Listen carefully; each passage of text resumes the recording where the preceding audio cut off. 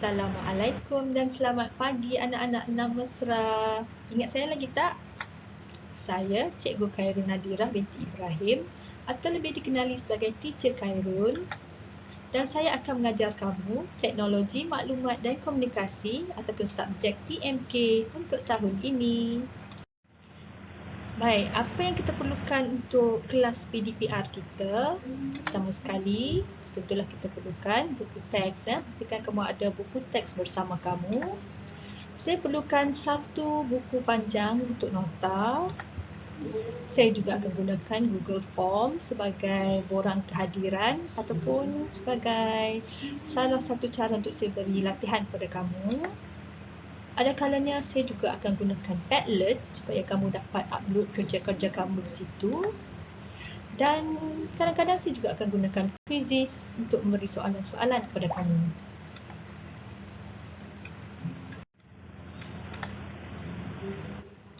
Baik, apa yang akan kita belajar hari ini? Unit 1 kita bertajuk Pengaturcaraan. Objektif pembelajaran kita hari ini ialah pada akhir pengajaran dan pembelajaran, kamu akan dapat menyatakan urutan bagi aktiviti harian dan proses kerja dalam satu alatan digital. Kedua, menyusun semula baris-baris arahan untuk menyelesaikan sesuatu masalah atau tugasan. Apakah itu atur cara komputer? Okey, atur cara ni macam kita nak buat sesuatu tugas, kita ada atur cara dia sendiri. Contohnya, kita nak buat kek. Kita ada atur cara dia. Kita sediakan bahan. Kita mulakan dengan pukul telur dengan gula dulu. Kita tak terus-terus letak tepung. Itu atur cara. So, hari ini kita nak tengok apakah itu atur cara komputer. Atur cara komputer ialah satu set arahan mengikut urutan yang mengarahkan komputer membuat sesuatu.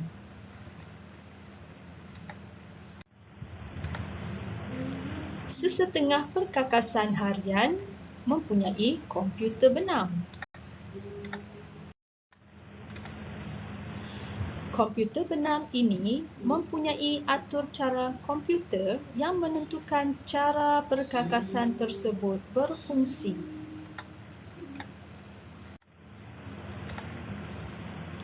Kegunaan atur cara ini adalah untuk memastikan perkakasan tersebut dapat melaksanakan tugas mengikut tetapan.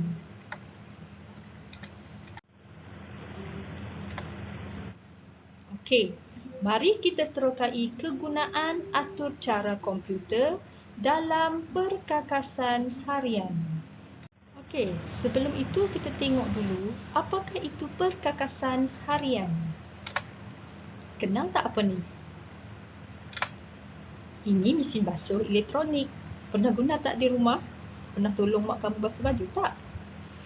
Okey, mesin basuh elektronik dia guna atur cara komputer ya. Okey, kita tengok dia bagi tahu apa ni.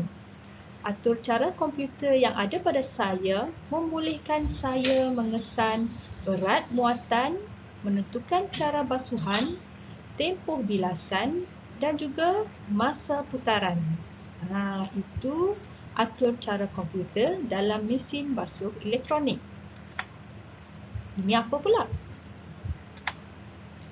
Sejuk.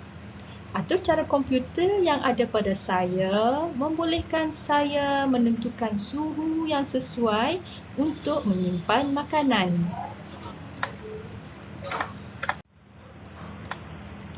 Okey, ini apa? Ini televisyen pintar ataupun kamu panggil Smart TV. Atur cara komputer yang ada pada saya membolehkan saya mencapai aplikasi internet dan melakukan pelbagai fungsi interaktif. Hebat kan televisyen pintar? Okey, ini apa pula? Pendingin hawa. Atur cara komputer yang ada pada saya membolehkan saya menetapkan, mengesan, menyelaraskan suhu bilik berdasarkan isyarat yang diterima dari pengguna.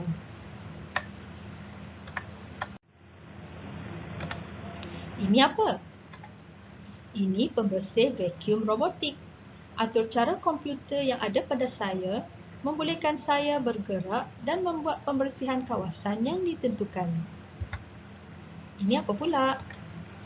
Ini jam penggerak elektronik.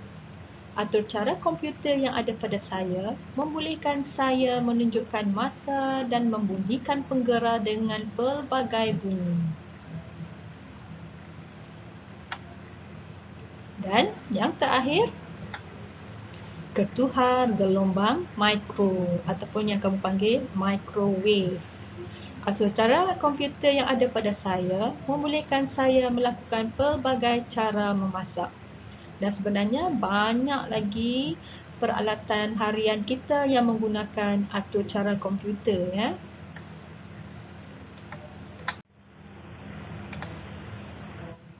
Pernah tengok tak apa ni? Ini mesin minuman layan diri. Pernah guna tak? Okey, untuk beli minuman dari mesin minuman layan diri ini, kita ada atur caranya sendiri, ya. Kita sebagai pembeli, kita ada atur caranya sendiri. Okey, ini atur caranya. Mula-mula kita masukkan duit berdasarkan harga minuman. Kemudian kita buat pilihan jenis minuman. Seterusnya, kita pun tekan butang minuman pilihan kita. Kemudian, kita tunggu sehingga air selesai dituang. Dan kita pun ambil minuman dan minum. Okey, itu atur cara kita. Bagaimana pula atur cara komputer pada mesin minuman layan diri ini? Mesin minuman terima duit. Kemudian dia terima arahan jenis minuman yang kita kehendaki. Seterusnya, mesin laksanakan langkah penyediaan minuman yang dipilih. Kemudian mesin keluarkan minuman. Dan seterusnya, mesin keluarkan baki wang jika ada.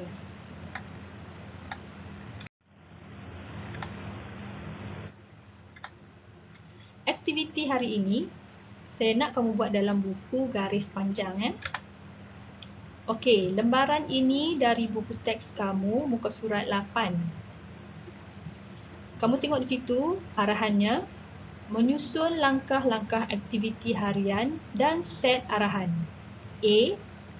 Lengkapkan carta alir yang menunjukkan langkah-langkah membasuh pakaian yang dilaksanakan oleh manusia dan mesin basuh dengan menggunakan jawapan yang betul. Okey, di sini dia dah bagi satu set atur cara kita sebagai manusia, langkah-langkah nak membasuh baju guna mesin.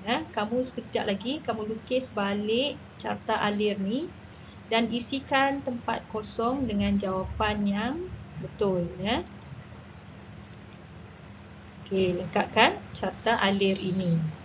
Kemudian tengok arahan B, senaraikan langkah yang dilaksanakan oleh mesin basuh mengikut urutan yang betul.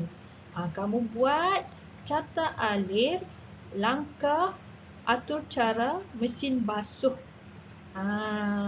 membasuh pakaian kita.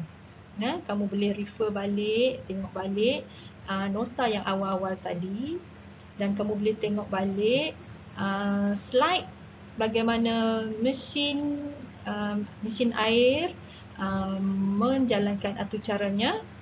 Sekarang kamu kena buat sendiri carta alir, langkah-langkah urutan mesin basuh membasuh pakaian.